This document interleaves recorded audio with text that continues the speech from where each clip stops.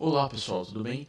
Hoje eu vou explicar redes neurais em 5 minutos para vocês, mas antes disso, deixa eu me apresentar.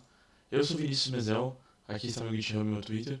Eu sou um pesquisador e engenheiro de Machine Learning pelo IME-USP e pela Cognitivo AI. O IME-USP eu sou um pesquisador e pela Cognitivo AI eu sou um engenheiro de Machine Learning. E bom, primeiramente, antes de começar, a gente tem que voltar às bases dos estudos de redes neurais.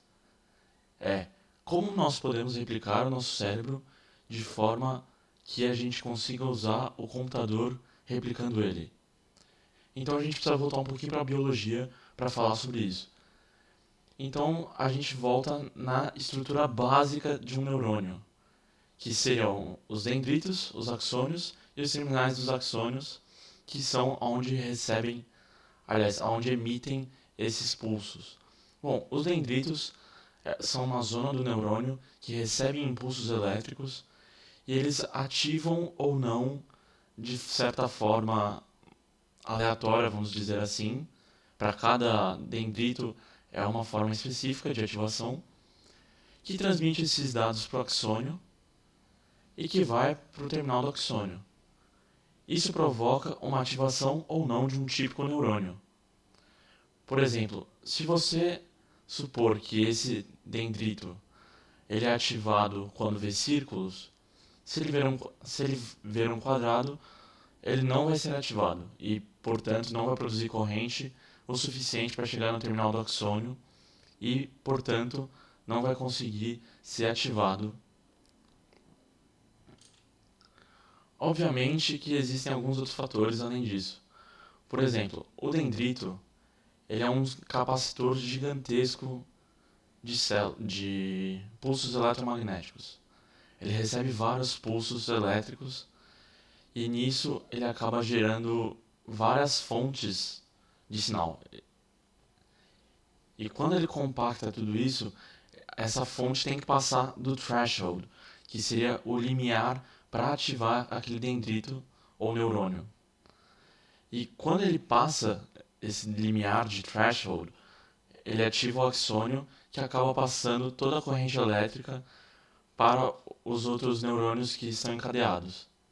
Então, pensando nisso, uns pesquisadores chamados Hubel e Wiesel, em 1959, pegaram um gato, conectaram um eletrodo que era possível de gravar na região cerebral visual e eles produziam estímulos visuais através de um aparelho, um televisor provavelmente, e nisso eles conseguiam ver a ativação de cada neurônio. Pensando nisso, surgiu-se a ideia de que cada neurônio tem um limiar de ativação diferente.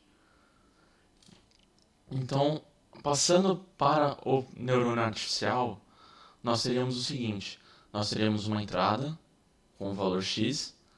Se esse valor x for superior ao limiar que é necessário nesta função, ele passa. Senão, ele morre aqui o valor. E foi isso que McCulloch e Pitts fizeram em 1943. Eles proporam um modelo onde você tem uma operação de álgebra booleana, ou seja, você só trabalha com valores binários aqui. Então você recebeu input 1 e input 1 aqui. Se 1 e 1 for a ativação desse neurônio, ele vai ser ativado, porque a saída vai ser 1. Mas, por exemplo, se for 1 e 0, o neurônio não vai ser ativado. Nesse caso, é essa saída aqui, porque nem o limiar está sendo respeitado e nem todas as regiões necessárias estão sendo ativadas. Então, para isso, eles modificaram um pouco o sistema e agora, hoje em dia, se trabalha com o perceptron. O que é o perceptron? O perceptron, na verdade, é uma rede neural, aliás, é um neurônio que se trabalha com vários pesos e ele trabalha com uma função linear de ativação. Desculpa, ele trabalha com uma função linear. A função linear recebe diversos valores, fazendo a soma com o bias, ela dá um valor que dará se ele foi ativado ou não. E nisso você conseguirá saber se esse neurônio será passado o valor para frente ou não. E no caso do McCullough e Pitts, como era um neurônio binário, eles conseguiam fazer uma classificação binária bem simples. Por exemplo, vamos supor que aqui fossem barba e bigode. Se a pessoa tiver barba e bigode, ela é homem. Então, sim. Mas ela cai em algumas falhas, por exemplo. Se ela tiver só barba ou só bigode, ela cai no quesito que ela pode ser mulher. Então, esse neurônio não trabalhava muito com essas possibilidades. Já o perceptron, ele por trabalhar com valores mais maleáveis, vamos dizer assim, ele consegue seguir outros limiares e consegue trabalhar com diferentes valores de uma melhor forma. Por isso que ele é tão adotado hoje em dia. E como nós vimos também, o nosso cérebro trabalha com funções de ativação. Então, quando você passa um certo limite, você ativa aquela região do cérebro. E o conceito é o mesmo. Você tem aqui alguns tipos de função, né? A função de step, a função de sigmoidal e a função de sig-n, que você tem os valores, por exemplo, antes daqui o valor é 0, né? Aqui o valor é intermediário e depois o valor é 1. Desculpa, aqui o valor é 1 porque já está crescente. E aqui você cai no mesmo, você cai numa classificação binária. Para uma ativação que você precisaria de porcentagem de certeza, isso não seria muito eficaz. Mas isso fica para um próximo vídeo, galera. Eu agradeço muito a quem assistiu esse vídeo. Clica no gostei, compartilha se você realmente gostou. E até mais.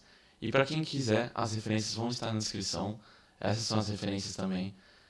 Aqui estão os links da UFBA, da Wikipédia e de 2 livros que eu uso de referência. Um abraço e até mais.